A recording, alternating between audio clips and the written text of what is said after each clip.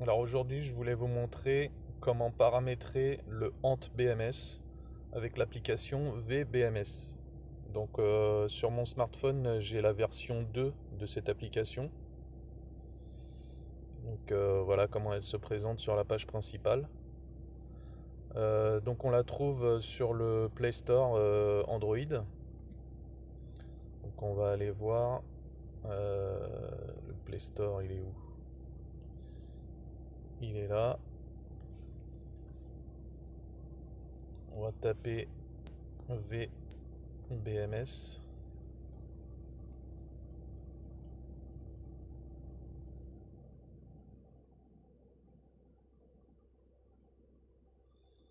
Il a du mal, ça capte pas bien. Voilà, donc là c'est la version 2. Donc moi elle est déjà installée, mais sinon elle est payante. Donc l'application VBMS version 1, elle est gratuite, mais elle fonctionne pas forcément avec votre smartphone. Donc moi c'est un Xiaomi. Ça fonctionne avec la deuxième version. Mais sur le vôtre, ça peut fonctionner peut-être avec la version gratuite, donc la version 1.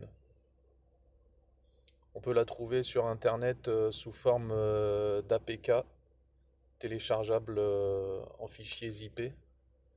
Donc on va aller voir sur internet.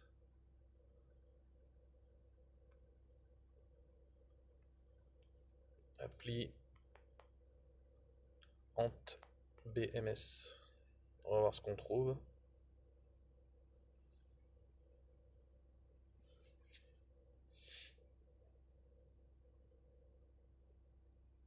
Donc sur le site rjxzstech.com, normalement on a l'application. Voilà.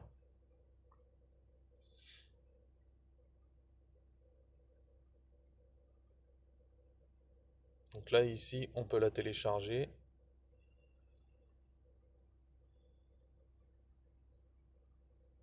Bon, échec du téléchargement.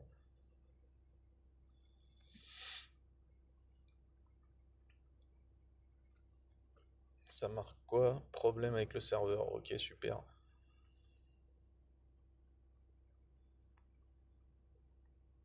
Donc là, on voit qu'il y a des tutos vidéo. Tiens, d'ailleurs, il y a une vidéo à moi.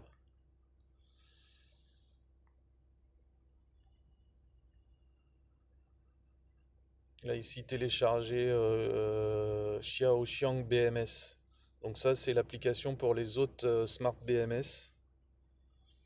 C'est celle avec le petit éléphant jaune. Donc voilà, c'est celle-ci.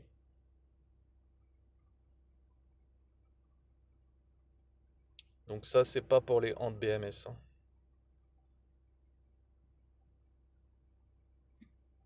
Donc là, c'était juste pour vous montrer. Donc sur l'appli Ant BMS, on clique en bas sur l'icône qui est en bas à gauche de l'écran, avec les petits traits, les petits carrés là en bleu. Et ici, donc, on a tous les paramètres à régler sur le BMS. Donc quand on se connecte au BMS, on a déjà des valeurs qui s'affichent et il faut les modifier par rapport à ce qu'on veut faire. Donc si on clique sur par exemple Cell Over Voltage Alarm, donc sur la colonne de gauche, c'est les chiffres qui sont entrés dans le BMS. Sur la colonne de droite, c'est les chiffres que vous pouvez modifier. Donc quand on clique, voilà, il y a le clavier qui s'affiche. Et là, on peut entrer des valeurs. Donc là, pour l'instant, je vais rien mettre parce que je suis pas connecté au BMS. Mais si on veut, on peut régler. Donc par exemple, Cell Voltage Alarm. On peut lui mettre 4 volts. Je valide. Et si je veux l'envoyer au BMS, je clique sur le bouton Set. En bleu sur la droite là. Donc là, il me met un message, mais bon là le BMS n'est pas connecté, donc ça sert à rien.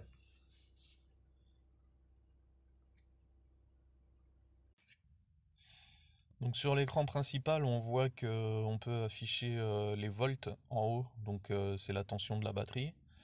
Les ampères juste en dessous, en gros, c'est donc bah, les ampères instantanés lorsqu'on tire sur le moteur. Donc on a les watts sur la gauche en petit.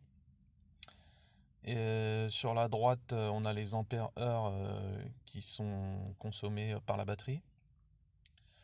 Enfin, les ampères heure qui sont consommés par le véhicule, quoi. La température donc du BMS, donc ça dépend des sondes qu'on a raccordées.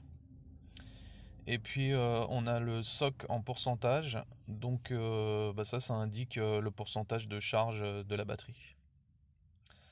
En bas on a le temps qui s'est écoulé sur le fonctionnement. Et puis ensuite tous les icônes des paramètres, enfin des différentes options. Donc sur la gauche, on a vu tout à l'heure en bas, on a donc les paramètres à régler. Ensuite on a le logo du petit GPS en rouge, donc là on peut afficher la vitesse calculée par le capteur GPS du BMS. Donc on peut l'activer ou le désactiver. Là il y a une ligne, il y a écrit Force Record GPS. Donc là actuellement il n'est pas connecté, mais on peut avec le petit bouton qui est sur la droite, on peut l'activer. Alors au milieu ici on a un petit rappel de l'enregistrement du BMS. Donc moi j'ai sur la première ligne 288 ampères max, 22 000 watts et la tension la plus basse 71,8 volts. Température de MOSFET la plus élevée 37 degrés. Vitesse maxi 72 km/h et la distance du trajet en question 3,4 km. Donc ensuite on a l'icône avec les cellules. Donc là on peut visualiser en live la tension des cellules. Alors sur mon appli on voit que tout n'est pas à 0 volt. Donc du coup je me demande quand je me connecte si j'ai pas un décalage, il faudrait peut-être étalonner toutes les cellules là. Et puis donc on voit l'état du BMS, donc en haut il y a écrit Total Runtime, donc ça c'est le temps total de mise en service du BMS. Ensuite charge statut, donc là il est shutdown parce que bon il est pas connecté. Donc ça veut dire que s'il est dans cet état-là quand vous êtes connecté, ça veut dire qu'il n'est pas en charge.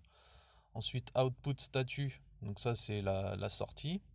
Donc shutdown là aussi, c'est normal. Ensuite, on a l'état de la balance, donc balance statut. Shutdown, sinon ça se met, ça affiche balance en cours.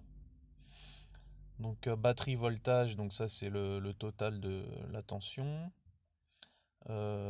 Charge courante, donc ça c'est quand on est connecté aussi, ça affiche le courant de charge en live. Donc ensuite les ampères heure, donc suivant si on charge ou on décharge, ça va s'afficher en positif ou en négatif. Les watts, donc qui sont soit injectés soit restitués. Ensuite on a la highest cell voltage, donc ça c'est la tension maxi de la cellule qui est la plus élevée. En dessous on a lowest cell voltage, donc la tension la plus basse de la cellule. Ensuite on a la différence, donc average cellule voltage, donc c'est non ça doit être la tension moyenne. Et high low difference, donc là c'est la différence entre la plus haute et la plus basse. Donc ça c'est intéressant quand on veut savoir si la batterie elle est bien équilibrée. On regarde ce paramètre d'un seul coup d'œil et on voit le différentiel de tension. Donc ensuite on a donc MOSFET température, Donc ça c'est la température des MOSFET du BMS. Ensuite on a la température des résistances de balance, donc balance temp. Ensuite on a les 4 sondes qu'on peut raccorder. Moi je les ai pas raccordées, mais ici vous pouvez avoir les températures. Et donc ensuite toutes les valeurs de cellules de la batterie. Donc sur mon BMS, je sais plus si c'est un 32 ou un 24 au maximum. Mais moi de toute façon, je n'ai raccordé que 20 cellules maximum. Donc ensuite on verra ce que ça donne quand on est connecté. Alors du coup on va se connecter. Hop, le chargeur vient de s'enclencher. Donc mon ventilateur fait du bruit au démarrage.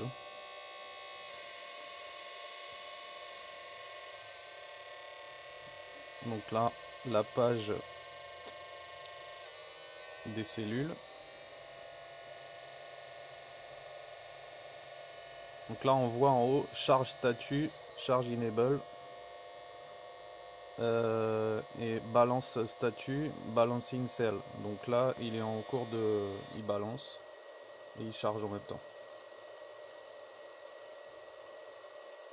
Donc là on voit qu'on a 0,004 volts d'écart entre la cellule la plus chargée et la moins chargée. Alors, on va aller voir dans les réglages.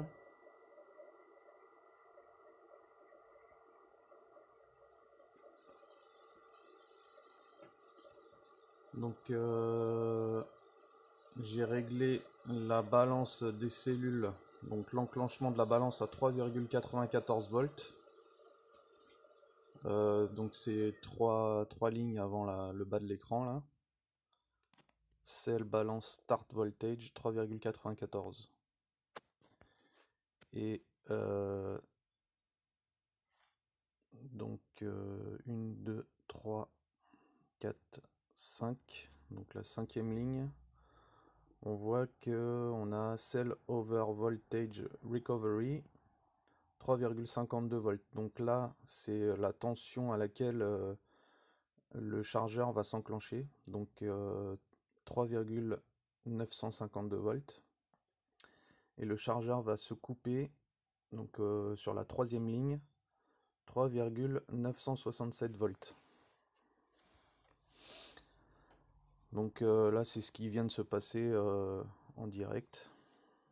Donc si on revient sur la page avec les cellules, donc on voit que là j'ai 0,003 volts d'écart entre l'élément le plus chargé et le moins chargé.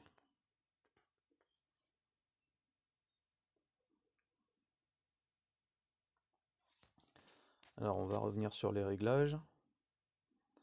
Donc la première ligne c'est l'alarme. Donc je l'ai réglé à 4,18 volts. Donc si on veut on peut modifier en cliquant sur la ligne concernée. Par exemple on va mettre 4,2 et ensuite on appuie sur 7 et on valide sur Yes. Voilà. Le BMS fait un petit bip, ça veut dire qu'il a reçu l'information. Donc là c'est la sécurité tension maximum. Donc la ligne d'en dessous c'est la tension minimum, donc 3,0 volts. Donc là c'est vraiment les alarmes. Mince. Donc on a vu la troisième ligne, donc c'est la tension de coupure du chargeur. Donc en fait c'est ici qu'on règle la tension à laquelle on veut que la batterie soit chargée. Donc cette ligne là, donc c'est pour la quatrième ligne, c'est la tension mini des accus. Donc c'est à partir de là que le BMS va se mettre en protection, mais il passera en alarme que s'il y en a un qui passe à 3 volts. Hein. Donc 3,1 volts c'est ce que j'ai réglé. Cell over voltage recovery, donc là on a vu que le chargeur démarrait à 3,952 volts. Cell under voltage recovery. Donc là, c'est la tension à laquelle la coupure va se... Comment dire? Si le BMS atteint la tension minimum de 3,1 volts, il va se réactiver quand les accus seront à 3,4 volts. Voilà, donc ça c'est la tension maximum qu'on peut avoir sur la batterie. Donc 84 volts, c'est une 20S. La tension minimum 66 volts. Le courant maximum de charge 45 ampères. Le BMS lui il accepte jusqu'à 50 ampères. Charge over current delay, donc ça c'est le temps de coupure en cas de surcourant, 5 secondes. Donc là c'est le courant maximum de la batterie, donc 300 ampères, c'est le maximum du BMS. Donc le temps de coupure c'est pareil, c'est 5 secondes. Donc ça c'est la tension de fin de balance, donc j'ai mis 4,15 volts. Comme ça, j'ai une plage, même si je modifie la tension qu'on a vue plus haut, là, 3,900 et quelques, je peux aller jusqu'à 4,15 volts, ça continuera à balancer. Donc ça, c'est la tension de démarrage de la balance. Donc j'ai mis 3,94 volts, c'est parce que c'est très proche de la tension actuelle de mes cellules. Donc là, ça c'est la tension, donc la différence de tension entre la cellule la plus chargée et la moins chargée. Donc on a 0,02 volts. Donc on a vu que c'est ce que j'avais actuellement sur ma batterie. Ça c'est le courant d'équilibrage de la balance. C'est le référence voltage, donc ça c'est la tension de référence des accus. Bon, j'ai laissé comme ça, c'était d'origine réglé comme ça. Le courant de calibration factor, là, bon, je sais pas ce que c'est, 440 ampères. Maximum startup current 25 ampères, donc ça c'est le courant de démarrage maximum. Donc bon, je sais pas trop à quoi ça correspond. Ça doit être, je sais pas. C'est pareil, c'est les réglages d'origine, tout ça. Hein. Short circuit protection 600 ampères, c'était réglé comme ça. Short circuit protection délai, c'est pareil, 800 millisecondes. Automatic standby 180 secondes. Donc ça, il se met automatiquement à l'arrêt au bout de 180 secondes. Battery voltage adjustment. Donc ça, 35,05. Ça, j'ai pas testé. Donc là, le nombre de cellules, number of cell 20. Donc ça correspond à ma batterie. Charge max, alors là, on peut régler les températures de protection en charge, donc 65 degrés. Donc ça c'est la température à laquelle le BMS se réactive quand il redescend à 55 degrés. Ça c'est la température de protection de la batterie à 60 degrés et le BMS se réactive à 55. Donc ça c'est si on branche toutes les sondes aussi. Hein. MOSFET température, donc c'est pareil, 75-70. Là c'est la sonde elle est déjà câblée d'origine, hein, c'est interne. Charge low protection, moins 2 degrés. Donc sa température basse de protection, moins 2. Température de redémarrage du BMS, 3 degrés. Batterie minimum temp, moins 10. Tout ça, tous ces paramètres sont réglés d'origine. Ici, on a batterie total capacity, 60 ampères heure. Donc ça, c'est moi qui l'ai rentré, c'est la capacité de ma batterie. Ici, donc, moi j'ai mis 157, donc je pense que c'est 1,57 mètres. Ça, c'est la circonférence des pneus du véhicule. C'est pour indiquer la vitesse. Ici, on a les magnet pulse, donc l'impulsion des aimants. Moi, j'ai 5 pôles, enfin 5 paires de pôles, donc j'ai mis 5. J'ai pas testé la vitesse sur l'afficheur, si ça correspondait, si c'était juste ou pas. Et ici, Connection Resistance 0,1. Donc là, je sais pas exactement ce que c'est. Je pense que c'est pour faire un, comment dire, un étalonnage peut-être des cellules. J'ai pas testé. Voilà. Donc si on va sur les petits trous dentés en bas, hop, on voit qu'on peut activer ou désactiver le BMS, activer ou désactiver la charge, et on peut activer ou désactiver la balance. J'ai pas testé Zero Current, Reboot, Factory Reset, tout ça j'ai pas touché. Par contre la balance, voilà. Donc là on peut activer la balance.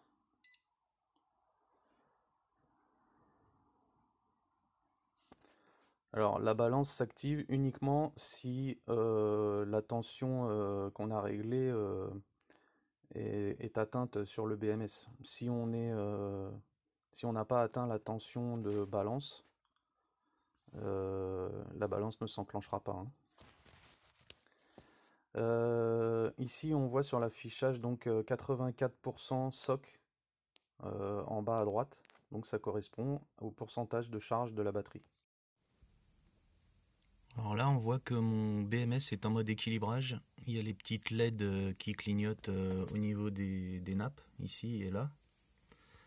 Donc ça veut dire qu'il est en cours d'équilibrage. Actuellement il n'est pas en charge, enfin la batterie n'est pas en charge. Donc au repos il continue à équilibrer quand la balance est activée. Donc tant que les accus, tant que les éléments ne sont pas arrivés à la tension qu'on a programmée sur la balance, ça continue à balancer. Alors pour revenir sur les paramètres, tout à l'heure je vous ai parlé de Cell Over Protection. Cell Over Voltage Protection, là, il est à 3,967 volts. Donc je l'ai réglé comme ça parce que j'utilise pas ma batterie à l'heure actuelle. Je voulais pas la charger à 100%. Et donc je voulais que mon chargeur s'arrête à la tension de l'élément le plus chargé actuellement. Donc sur ma batterie, 3,967 volts, c'est la tension de la cellule la plus chargée.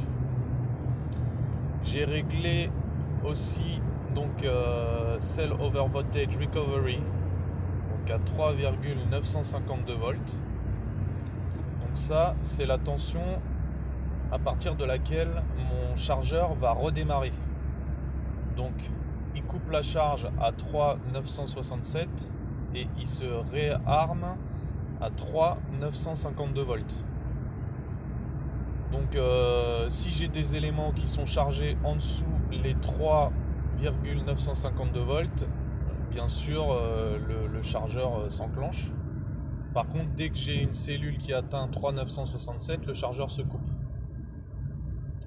Donc le but du jeu, c'est que le chargeur se coupe et s'enclenche quand on arrive proche de la fin de la charge.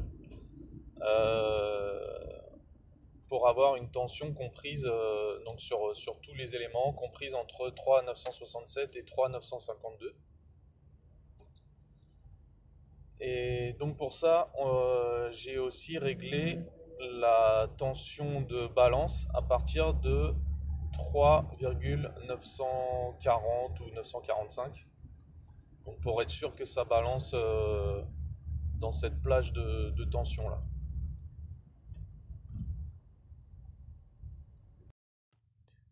Donc j'ai choisi de faire ces réglages pour équilibrer ma batterie. Donc c'est une batterie 60 Ah en 20S, mais elle est composée de deux packs de 20S en 30 Ah. Les deux packs à la base n'étaient pas assemblés. Et donc quand le BMS est éteint, les deux packs ont tendance à se déséquilibrer. Il y a environ 0,1 volt ou 0,2 volts d'écart. Donc du coup j'ai voulu rattraper cette différence. Donc sur ma batterie à la base j'avais 0,111 volts d'écart. Et pour essayer de rattraper la différence assez rapidement, j'ai décidé de mettre une coupure et un enclenchement relativement proches. Et donc une balance qui est aussi proche de ces tensions mais un petit peu inférieure. Donc ça veut dire que tous les éléments de ma batterie qui étaient en dessous de 3,94 volts vont se charger quand le chargeur est branché. Dès que la tension sur la cellule la plus chargée va arriver à 3,967 volts, le chargeur va se couper. Comme la balance est activée, ces accus là, enfin ces cellules qui sont les plus chargées vont se décharger. Et donc le chargeur va se réenclencher quand ces cellules vont arriver à 3,952 volts. J'aurais pu tout simplement laisser la batterie se décharger par les résistances du BMS avec le mode balance activé au repos. Donc, puisque sur le hand BMS, la balance est active en permanence. Donc du coup tous les éléments se seraient déchargés à la tension de 3,94 volts. Donc ça aurait pris un petit peu plus de temps, comme on l'a vu dans la vidéo, quand le chargeur s'enclenche, ça permet de faire remonter la tension des éléments les moins chargés. Donc ça permet de gagner un petit peu de temps sur l'équilibrage, quoi. Je me suis aperçu aussi que lorsqu'on équilibre simplement lorsqu'on charge, les cellules qui sont les plus chargées, même si on ralentit, enfin même si la balance ralentit la charge, elle continue légèrement à se charger. Et les autres, ceux qui sont les moins chargés, donc là, le plus chargé c'est celui qui est en vert, et le moins chargé, donc c'est la cellule 12, et la cellule 11, c'est la cellule 10, pardon, c'est la moins chargée en jaune. Donc ça met du temps et on n'arrive pas vraiment à rattraper le différentiel de tension lorsqu'on met une tension de coupure trop éloignée de la tension à laquelle le chargeur se réenclenche. Donc le recovery. Du coup là, avec ces réglages là, j'arrive à équilibrer correctement mes accus.